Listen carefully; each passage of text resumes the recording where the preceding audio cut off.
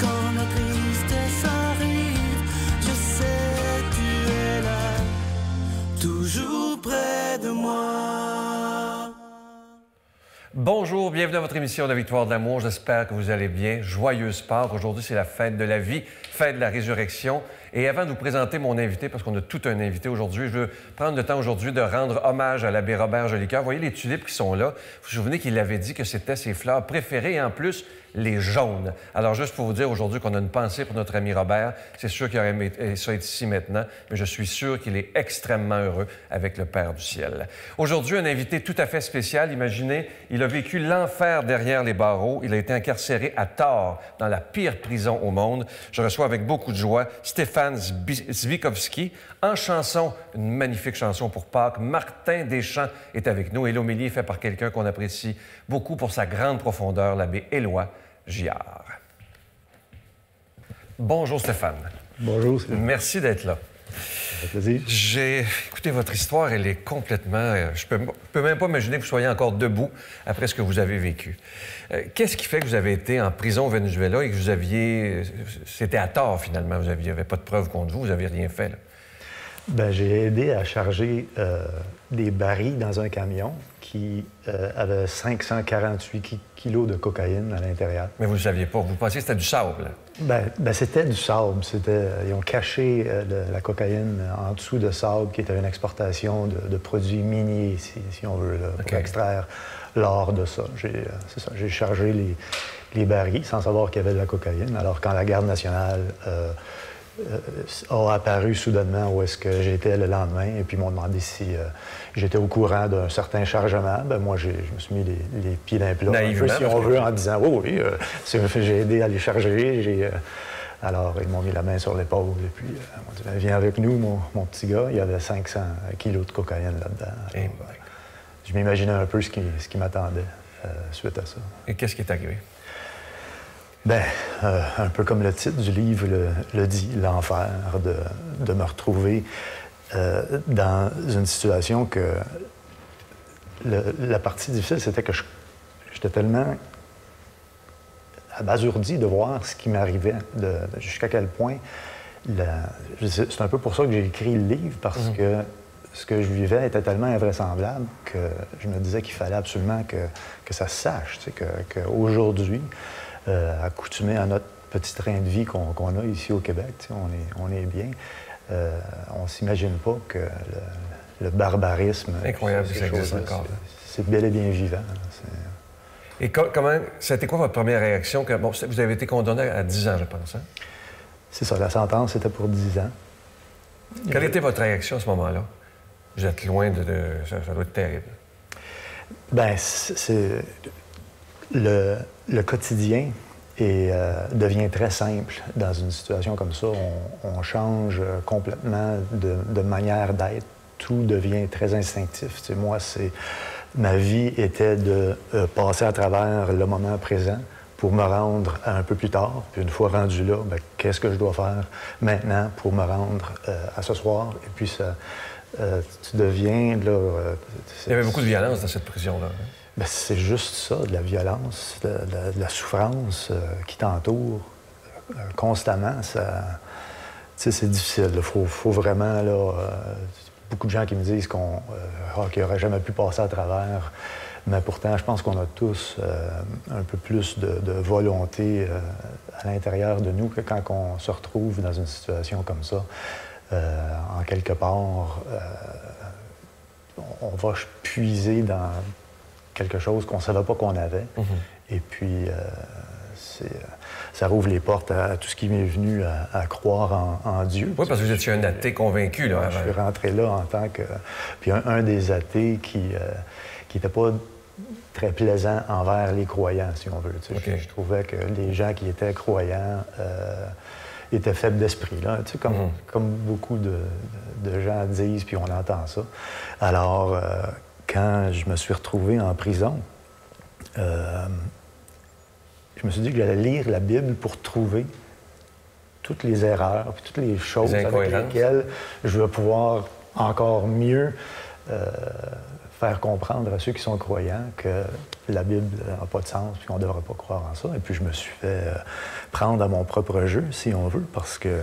Vous l'avez lu au complet, là? Ben moi, c'est ça. J'ai que beaucoup de croyants n'ont pas fait, hein? C'est ça, j'ai commencé. Puis si tout le monde lisait la Bible, je crois que ça serait très, très différent, parce que même si j'étais complètement contre ce que je lisais, plus je lisais, plus je m'apercevais que c'était pas un livre avec un paquet de contradictions puis de non-sens comme je croyais trouver. C'était plutôt le contraire. Et puis quand je suis arrivé dans le livre des Romains, où Paul explique un peu ce que ça veut dire d'être sauvé, puis c'est pas compliqué pourtant, si tu es prêt à confesser de ta bouche, croire en ton cœur que Jésus est notre sauveur, et puis si tu crois qu'il a été ressuscité, tu seras sauvé. J'ai compris à ce moment-là que c'était pas plus compliqué que ça. Et puis, je suis tombé à genoux dans votre cellule. Dans ma cellule. Et puis, j'ai confessé de ma bouche, non seulement à ce moment-là, mais là aux autres prisonniers par la suite. Fait que c'était assez spécial comme situation de me voir passer de qui j'étais à qui je suis devenu. J'aimerais qu'on revienne un petit peu avant votre conversion. C'était quoi une journée type en prison à ce moment-là? Avant votre conversion, là? En prison? En prison. Bien, des journées types, ça varie tellement que c'est difficile à... Parce qu'il y a des sécurité maximum, hein? Bien, la prison qui s'appelle le Monstre. C'est ça, elle s'appelle le Monstre parce que c'est la prison où les pires prisonniers des autres pénitenciers du pays qui deviennent hors de contrôle et puis qui sont jugés mériteurs de châtiment, sont envoyés où est-ce que j'étais, parce que c'est la seule prison à sécurité maximum du pays. Ils sont envoyés là pour entre 3 à 6 mois. Et puis après 6 mois, bien là, tu es considéré d'avoir été assez puni parce que les conditions sont tellement difficiles qu'ils te renvoient. On va voir à l'écran d'ailleurs que la bannière qui vous donnait à manger, puis tout ça, on a des photos, là, c'est inimaginable. Oui, c'est ça qui est difficile. Puis les photos, juste pour faire une parenthèse, à un moment donné, des journalistes avec des caméras arrivent à l'intérieur de ça. Moi, je savais, et tout le monde savent que c'est interdit pourtant. Alors, on a su par la suite qu'il y avait un nouveau directeur à cette prison-là qui a laissé rentrer des photographes et puis des journalistes là, d'un journal local. Lui, on a su qu'il a perdu son emploi là, quelques semaines après. C'est des photos très dures à voir. Il n'y a plus jamais eu de journalistes qui sont rentrés à l'intérieur des prisons. On voit des photos de l'extérieur, mais pas de l'intérieur. Alors, revenons à votre journée type dans la prison qui s'appelle le Monstre. Oui. Il y a des journées où est-ce qu'il n'y a rien qui se passe, tout est calme. Et puis, on est capable de passer à travers une journée où est-ce que on se dit si ça pouvait toujours être comme ça. Et puis, le lendemain, bien là, il peut avoir se faire battre. Eux, ils aiment battre les prisonniers avec une épée. Ah oui. Ils baissent les culottes. Et puis, pour n'importe quelle chose que tu fais de pas correct, tu dois te mettre les mains contre le mur. Il y a une photo de ça qu'on va voir. Et puis, ils te battent, ils te fouettent. Ça vous est arrivé, ça? Avec une épée. Ah oui, plusieurs fois. Et puis, tu sais, j'en reviens pas, parce que c'est une épée qui est un peu flexible, elle est plate, et puis quand il fouette, le bout de l'épée plie, prend de la vitesse, et puis quand il touche la peau désintègre, tu sais, ça laisse une plaie. Faire ça des êtres humains, oui. C'est spécial. Des choses comme faire mettre tout le monde tout nu, puis t'asseoir dans des nids de fourmis, les fourmis tropicales, je sais pas si tu as déjà fait piqué par des fourmis tropicales, mais ils s'amusent à voir les gens crier de douleur, à se faire... Tu n'as pas le droit de bouger, puis tu as des fourmis qui sont un peu partout. Et puis le plaisir qu'ils y prennent, c'est ça qui est difficile de voir, qu'ils aiment. On est à l'intérieur, on est dans des cellules où est-ce qu'on ne peut pas sortir, et puis ils s'amusent à lancer des bombes lacrymogènes à l'intérieur des cellules, et puis de rire à nous entendre, parce que le gaz lacrymogène, c'est fait pour obliger quelqu'un à sortir où est-ce qu'il est. Quand tu es pris à une place et tu ne peux pas sortir, c'est difficile d'expliquer le désespoir qu'on ressent face à... Vous deviez avoir une colère terrible à ce moment-là. J'ai passé par différentes étapes, c'est ça. J'ai passé de la colère, puis de vouloir carrément là, tuer du monde, là, un sentiment de vengeance, de vouloir trouver quelqu'un à qui faire souffrir pour ce que moi je passais. Et puis, mais tranquillement pas vite, surtout après ma conversion, puis tout ce que la Bible nous enseigne au sujet du pardon, j'ai plutôt trouvé le moyen de me rendre compte que, dans un certain sens, il y avait moyen de devenir une meilleure personne à travers de ça. Tu sais, je me suis dit tellement de fois, quand j'étais en prison, que si jamais je sors d'ici, ça va être bien difficile de me faire passer une mauvaise journée. Oui. Et puis, je m'aperçois que c'est vrai. Tu sais, je suis plus la même personne que j'étais quand je suis arrivé en prison. Alors, aussi terrible que l'expérience a été, ça a fait de moi une meilleure personne. Il y a toujours du bon, on dirait, même dans les pires histoires, même dans les pires choses qui peuvent nous arriver, on peut aller puiser quelque chose qui est positif. C'est surprenant. Vous dites à un moment donné que vous savez ce que ça veut dire, parce qu'on entend ça souvent dans l'expression, un vrai cri de mort. Vous dites dans votre livre que vous savez c'est quoi un cri de mort. Oui, on les entend dans les films. C'est une expression qui est utilisée souvent.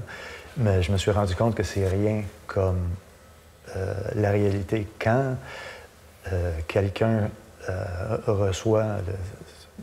à l'intérieur des prisons, c'est toujours d'être poignardé. Là. Ils se font des poignards artisanales qui le cachent.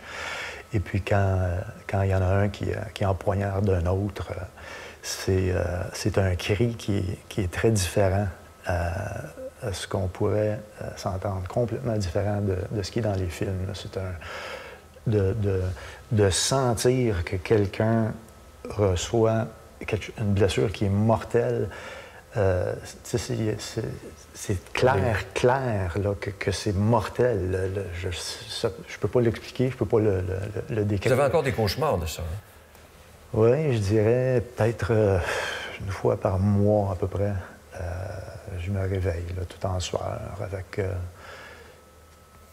des choses qui arrivent. Non seulement les choses que je vivais qui étaient très difficiles, mais on dirait que ce qui me bouleverse le plus quand je me réveille, c'est parce que je suis en train de revivre ce que je vivais, et puis je me demande, mais pourquoi est-ce que tu es retourné là? Qu'est-ce que tu fais ici? Pourquoi? Parce que j'y retournerai pas, au Venezuela. Alors, c'est... Votre mère était très importante dans le cheminement en prison. Oui, j'ai rencontré tellement de prisonniers là-bas qui étaient complètement abandonnés par leur famille, seuls à vivre le quotidien là-bas. Et puis de voir ce que ça leur fait, c'était quelque chose que... tu le vois dans les yeux de quelqu'un quand il n'y a plus d'espoir. Ça se voit, c'est dur à expliquer, mais il n'y en avait plus. Mais de mon côté, l'amour qu'on ressent de la part de membres de nos familles, de gens qu'on sait qui nous aiment, ça passe à travers les barreaux, ça passe à travers les murs, ça. Tu le vis, tu le sens. Et puis dans mon cas, et puis j'imagine pour à peu près n'importe qui se retrouve dans une situation comme ça, c'est très important.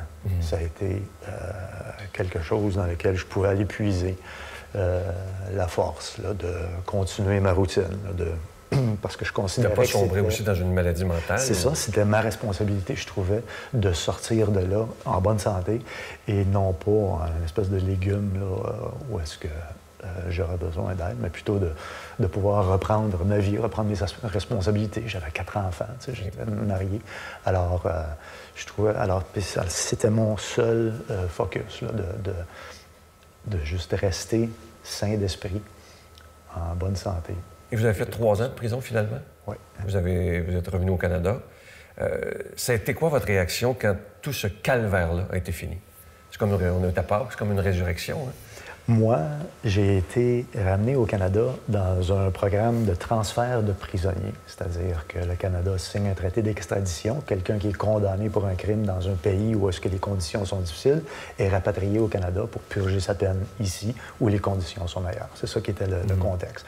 Alors, je suis revenu, un peu comme on voit dans les films, menotté avec 2 personnes d'Interpol à côté de moi, dans un avion. Un vrai film, ça fait. Où est-ce que je suis revenu ici? Alors, je me suis retrouvé, j'étais déjà éligible à la libération conditionnelle, mais il y a quand même un processus. Alors, j'ai passé environ un mois ici, en prison, où, étrangement, j'entendais les prisonniers se plaindre de leurs conditions de détention.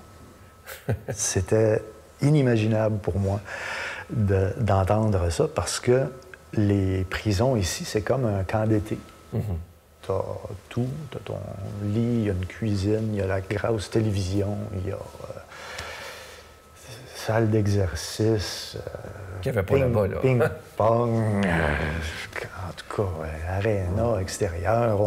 On est allé à la cafétéria la première fois, et puis ils me donnent, j'avais le choix entre un hamburger steak et quelque chose d'autre. Je choisis un hamburger steak. J'avais un verre de lait, un bol de fruits, des légumes, des ustensiles pour manger avec.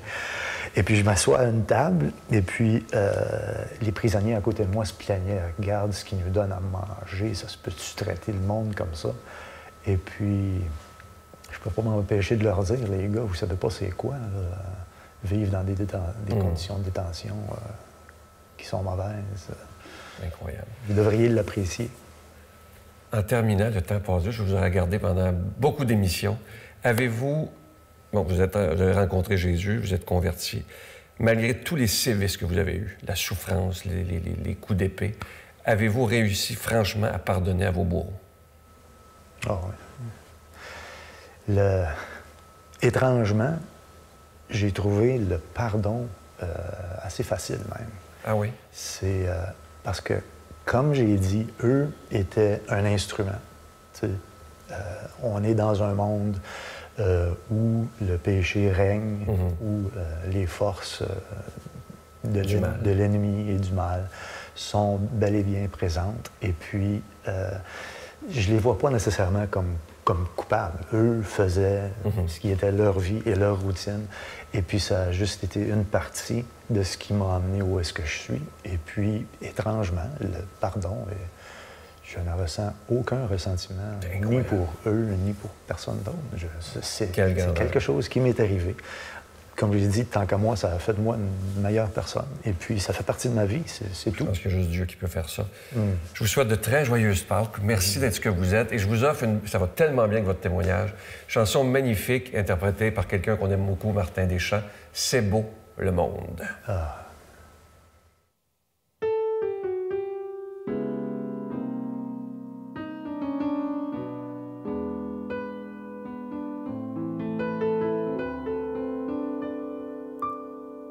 Tout comme au premier jour du monde, le premier regard s'est ouvert, émerveillé de bleu, de vert, tout étonné de la lumière.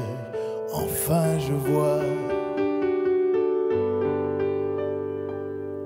c'est beau le monde, c'est beau la terre.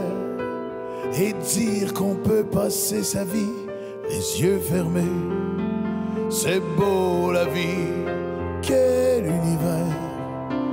Et dire qu'on peut passer sa vie sans le chanter, c'est bon l'amour, c'est bon un cœur.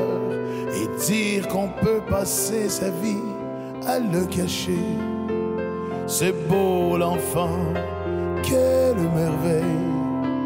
Et dire qu'on peut le mettre au monde sans s'écrier, c'est beau le monde, c'est beau la terre. Et dire qu'on peut passer sa vie les yeux fermés, c'est beau la vie, quel univers. Et dire qu'on peut passer sa vie sans s'écrier, c'est beau.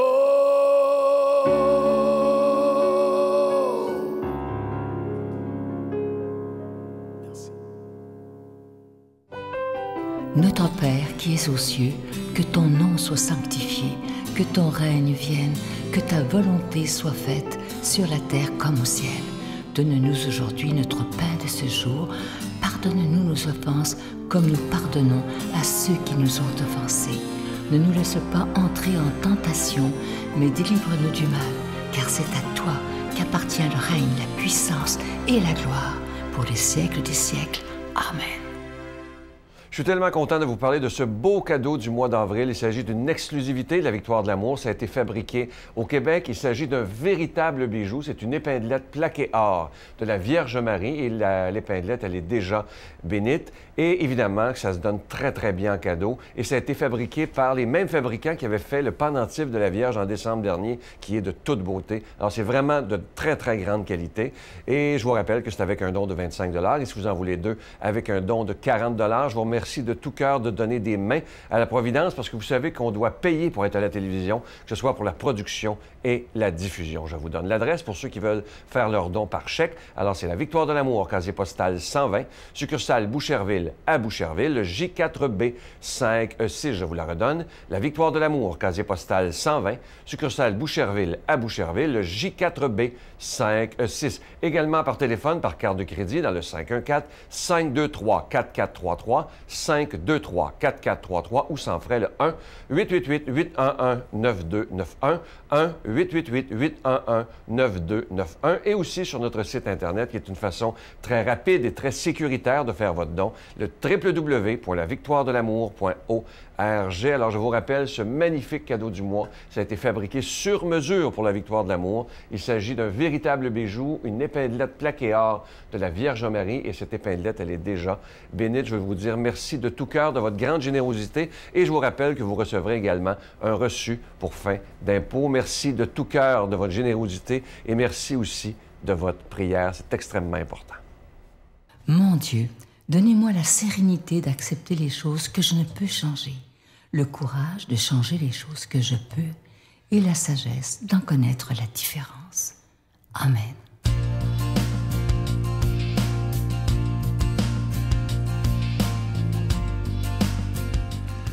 Eh bien, joyeuse Pâques, mes amis. C'est une belle joie pour moi d'être avec vous. Martin vient de chanter et dire qu'on peut passer sa vie les yeux fermés. On va voir dans l'Évangile Saint Jean qui voit, il vit et il crut. Il a ouvert les yeux par le dedans. En fait, il a compris des choses. Stéphane vient de nous dire la même chose aussi à sa manière. Il n'a pas eu le choix de se tourner vers l'intérieur puisqu'il n'y avait plus de solution à l'extérieur. Il a lu la Bible, il s'est laissé lire le cœur par la Bible. On va essayer de faire la même chose avec ce que Saint Jean a à nous dire ce matin. Le premier jour de la semaine, Marie-Madeleine se rend au tombeau de grand matin. C'était encore les ténèbres. Elle s'aperçoit que la pierre a été enlevée du tombeau. Elle court donc trouver Simon-Pierre, l'autre disciple, celui que Jésus aimait, et elle leur dit « On a enlevé le Seigneur de son tombeau et nous ne savons pas où on l'a déposé. » Pierre partit donc avec l'autre disciple pour se rendre au tombeau. Ils couraient tous les deux ensemble, mais l'autre disciple courut plus vite que Pierre et arriva le premier au tombeau. En se penchant, il s'aperçoit que les linges sont posés à plat. Cependant, il n'entre pas. Simon-Pierre, qui le suivait, arrive à son tour. Il entre dans le tombeau. Il aperçoit les linges posés à plat, ainsi que le suaire qui avait entouré la tête de Jésus, non pas posé avec les linges, mais roulé à part à sa place. C'est alors qu'entra l'autre disciple, lui qui était arrivé le premier au tombeau. Il vit et il crut. Jusque-là, en effet, les disciples n'avaient pas compris que, selon l'Écriture, il fallait que Jésus ressuscite d'entre les morts.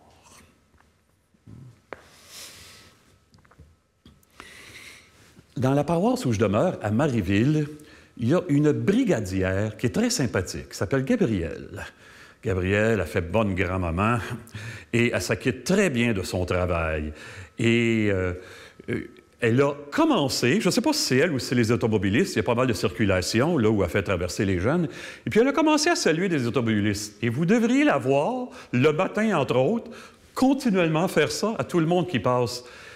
Je l'appelle, quand je la croise, je lui dis « Et comment va notre ministre du bonheur matinal aujourd'hui? » Puis là, elle est toute de bonne humeur quand je lui dis ça. Sa présence, il y a une présence qui ouvre sur une nouvelle vie à sa manière. J'ai un ami qui a un fils qui a eu des problèmes de drogue épouvantables.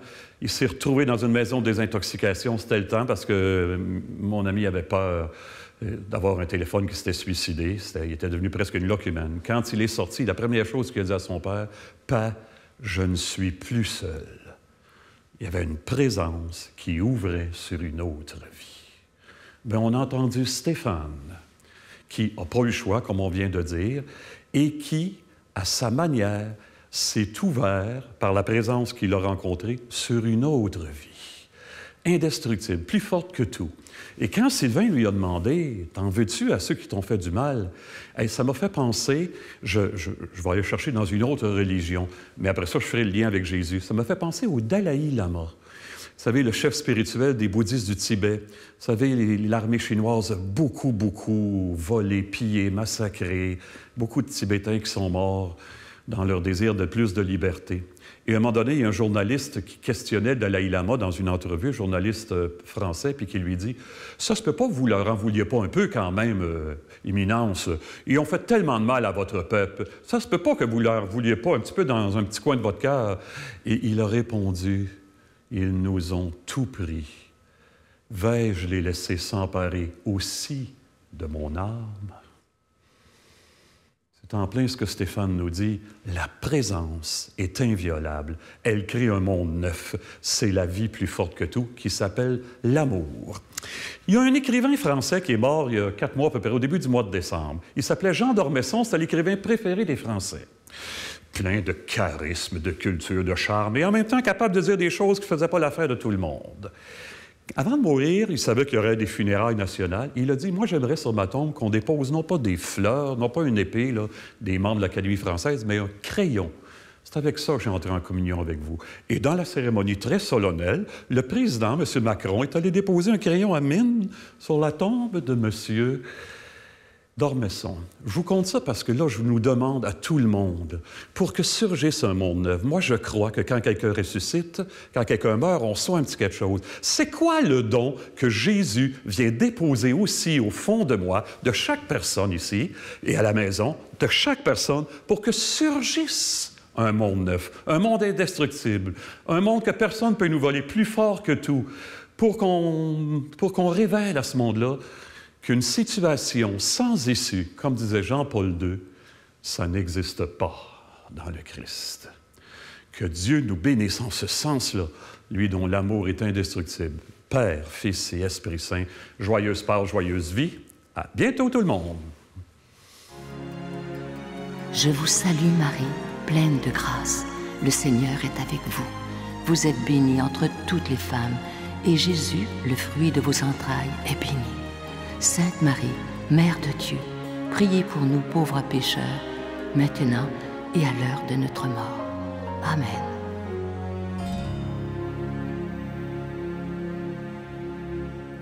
Je vous invite vraiment à vous procurer le livre de Stéphane. Je vous dis, ça se lit comme un roman. Et quand on a lu ça, on ne peut plus jamais se plaindre. Vous allez voir, c'est magnifique. L'enfer derrière les barreaux, incarcéré à tort dans la pire prison au monde. C'est aux éditions JCL. Faites-vous ce cadeau-là. Et aujourd'hui, je voudrais, en terminant, vous savez que demain, pour ceux qui suivent les émissions du matin, ce sera le dernier homélie de notre ami l'abbé Robert Jolicoeur. Alors, si vous voulez le voir pour une toute dernière fois, ce sera demain matin.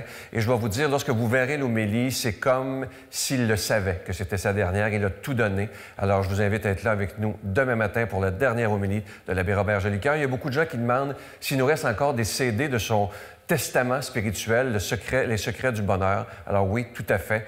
Les saisons de la vie, pardon. Et il nous en reste encore au bureau quelques-uns. C'est avec un don de 25 $. Je vais vous souhaiter une belle journée et demandons au Seigneur aujourd'hui de ressusciter ce qui est mort en nous afin qu'on puisse être heureux pour le reste de l'année. Et en cette journée de Pâques aujourd'hui, apprenons, comme le Seigneur nous le demande, à pardonner et à demander pardon. C'est tellement important. Je veux prendre le temps aujourd'hui de remercier de tout cœur Stéphane pour son témoignage exceptionnel et l'homélie si belle des lois et la chanson magnifique de Martin. Joyeuse Pâques. À demain. Bye.